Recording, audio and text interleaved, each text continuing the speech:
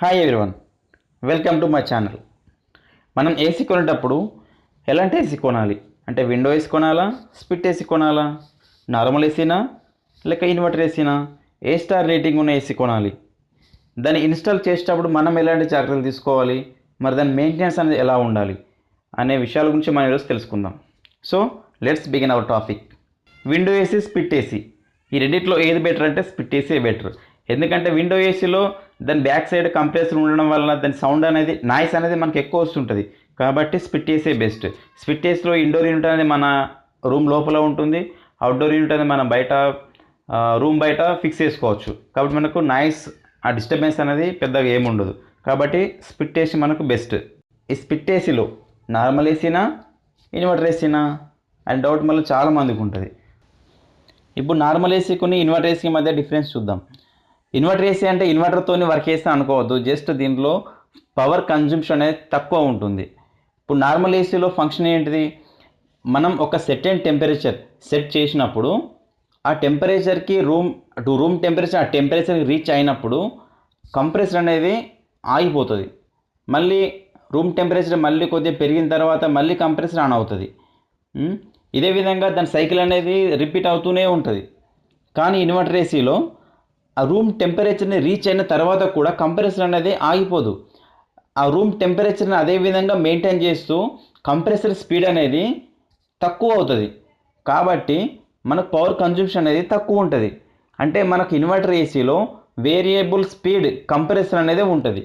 దీనివల్ల మనకు power consumption అనేది తక్కువ ఉంటుంది.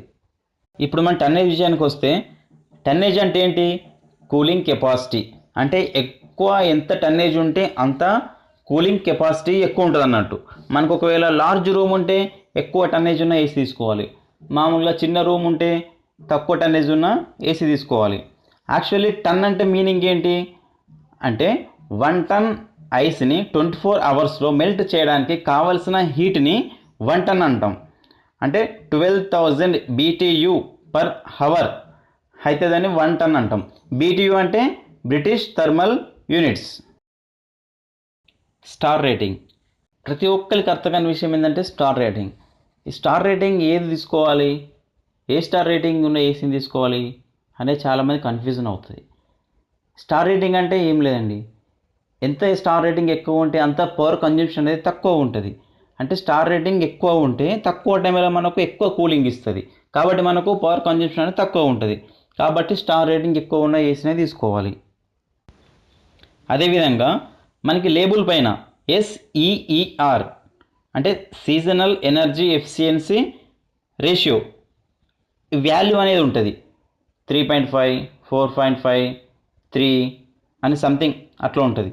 ఈ వాల్యూ అనేది ఎంత ఎక్కువ ఉంటే మనకు అంత పవర్ కన్జంప్షన్ అనేది తక్కువ ఉంటుంది. మనం ఈ వాల్యూని కూడా కన్సిడర్ చేసుకొని చూసుకోవాలి. అంటే ఇది కూడా వాల్యూ ఎంత ఎక్కువ ఉంటే అంత మనకు పవర్ కన్జంప్షన్ తక్కువ ఉంటుంది, అంత మనకు కూలింగ్ కెపాసిటీ కూడా ఎక్కువ ఉంటుందని. ఇదే విధంగా మనము ఏసీ తీసుకునేటప్పుడు దాంట్లో ఉండే కాయిల్ అనేది అల్యూమినియం కాయిలా కాపర్ కాయిలా అనేది చూసుకోవాలి. మనం కాపర్ కాయిల్ అయితే మనకి ఎఫిషియన్సీ అనేది ఎక్కువ ఉంటుంది, కూలింగ్ కెపాసిటీ ఎక్కువ ఉంటుంది, మనకు లైఫ్ అనేది ఎక్కువ ఉంటుంది. మనకు అల్యూమినియం కాయిల్లో అంత లాంగ్ లైఫ్ అనేది ఉండదు, దాని మెయింటెనెన్స్ అనేది అల్యూమినియం కాయిల్లో ఎక్కువ ఉంటుంది కంపేర్ టు కాపర్ కాయిల్. అదేవిధంగా లేబుల్ పైన నాయిస్ అనేది డెసిబుల్స్లో ఉంటుంది. మనకు ఒకవేళ తక్కువ నాయిస్ ఉన్న ఏసీ కావాలనుకుంటే తక్కువ డెసిబుల్స్ నాయిస్ ఉన్న ఏసీని తీసుకోండి బెస్ట్. సో మనకి ఇప్పుడు దీన్ని బట్టి తెలిసింది ఏంటంటే నార్మల్ ఏసీ కన్నా inverter AC best, plus star rating ఎక్కువ ఉన్న ఏసీ తీసుకోవాలి, SEER వాల్యూ ఎక్కువ ఉన్న ఏసీని తీసుకోవాలి. ఇప్పుడు మనం ఏసీ ఇన్స్టాల్ చేసేటప్పుడు తీసుకోవాల్సిన జాగ్రత్తల గురించి చూద్దాము. మనం ఏసీ అనే దాన్ని కరెక్ట్ బెడ్ పైకి త్రో ఉండేటట్టు చూసుకోవాల్సిన అవసరం లేదు, రూమ్ సెంటర్లో ఉండేటట్టు చూసుకుంటే సరిపోతుంది. రూమ్ సెంటర్లో ఉంటే తొందరగా రూమ్ మొత్తం కూలింగ్ స్ప్రెడ్ అయిపోతుంది. నెక్స్ట్ కేబుల్ సైజ్ అనేది కరెక్ట్ ఉందో లేదో చూసుకోవాలి ఒకసారి. అదేవిధంగా ఇండోర్ యూనిట్ లెవెల్ అనేది కరెక్ట్ ఉండేటట్టు చూసుకోవాలి. అప్ అండ్ డౌన్స్ కాకుండా లెవెల్లో ఉంటే మనకు వాటర్ లీకేజ్ అనేది కాకుండా ఉంటుంది. ఇప్పుడు మెయింటెనెన్స్కి వచ్చినట్టయితే మనము ఫిల్టర్స్ని రెగ్యులర్ పీరియడ్లో క్లీన్ చేసుకోవాలి. ఫిల్టర్తో కూడా కూలింగ్ అనేది చాలా ఎఫెక్ట్ అవుతుంది. మనం నెక్స్ట్ గ్యాస్ లెవెల్స్, దాంట్లో ఉండే రిఫ్రిజిరెంట్ లెవెల్ని మనం కరెక్ట్ చూసుకోవాలి. ఆ గ్యాస్ లెవెల్ వల్ల కూడా మనకి పవర్ కన్జంప్షన్ అనేది ఎక్కువ అవుతుంది. ఒకవేళ తక్కువ గ్యాస్ ఉందనుకోండి, ఏసీ ఎక్కువసేపు రన్ అవుతూ ఉంటుంది. ఎక్కువ హై స్పీడ్లో రన్ అవడం వలన మనకి పవర్ కన్జంప్షన్ అనేది ఎక్కువ అవుతూ ఉంటుంది. కాబట్టి మనం ఈ రిఫ్రిజిరెంట్ లెవెల్ని కరెక్ట్ మెయింటైన్ చేయడం వలన మనకు తొందరగా కూలింగ్ వచ్చేసి పవర్ కన్జంప్షన్ అనేది తక్కువ అవుతుంది. అదేవిధంగా ఎవ్రీ 3 monthsకి ఒకసారి టోటల్గా indoor unit, outdoor unit service అనేది చేయించుకోవాలి. దీనివల్ల మనకి ఏసీ అనేది ఎఫిషియెంట్గా పనిచేసి మనకి పవర్ కన్జంప్షన్ కానీ కూలింగ్ కానీ ఎఫెక్ట్గా ఉంటుంది. సో ఈ టిప్స్ పాటిస్తే మీరు పవర్ కన్జంప్షన్ తక్కువ చేసుకోవచ్చు. ఓకే, ఈ వీడియో మీకు అందరికి నచ్చింది అనుకుంటా. తప్పక లైక్ చేయండి, షేర్ చేయండి, సబ్స్క్రైబ్ చేసుకోండి.